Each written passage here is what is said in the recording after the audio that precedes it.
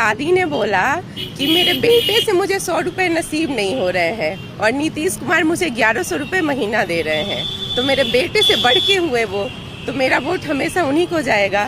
नीतीश ने 10,000 दिए जीविका वाले को। क्या आपको भी 10,000 मिले? हाँ, हमने भी वोट दिया नीतीश कुमार को।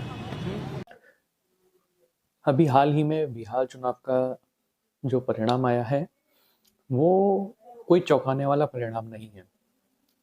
बिहार में अलग अलग पार्टियां, जैसे जन स्वराज पार्टी, तेज प्रताप यादव की पार्टी या और जो महागठबंधन रहा, सबने अपने अलग अलग तरीके से रणनीतियां बनाई।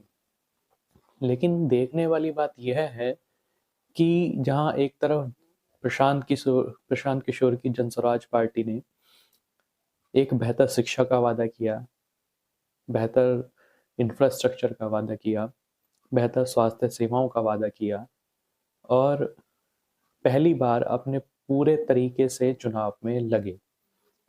लेकिन हमें देखने को क्या मिला कि जो बिहार की राजनीतिक गणितज्ञ थे वो कहीं ना कहीं इस मामले में फेल हुए। लेकिन हमें एक चीज़ ज़रूर समझ में आई कि बिहार चुनाव जो है उसमें बहुत बड़ा मुद्दा जो रहा वो सरकार के द्वारा महिलाओं को दिए गए 10,000 रुपए जो उनके खाते में अलग अलग योजनाओं के तहत डाले गए थे, वो एक बहुत बड़ा मुद्दा रहा है। तो इन सब चीज़ों से हम एक बात ये समझ सकते हैं कि भारतीय नागरिक जो है, जो भारत की जनता है, उसको असल में इन सब चीज़ों से कोई मतलब ही नहीं है। उसकी स्थिति इस समय ऐसी है कि उसको कोई 10,000 रुपए दे, 5,000 रुपए दे, यहाँ तक कि 500 रुपए भी दे तो वोट बिक जाएगा। और हम नेताओं से उम्मीद करते हैं कि वो हमारे बेहतर कल के लिए कुछ कार्य करें, तो ये अपने साथ ही बेईमानी होगी ऐसा सोचना। मुझे लगता है कि भारतीय लोकतंत्र में लोगों को अपने वोट का महत्व समझना होगा।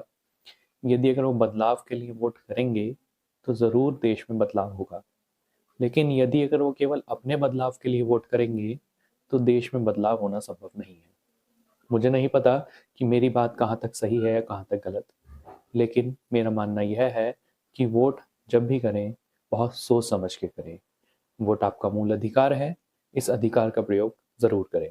जय हिंद।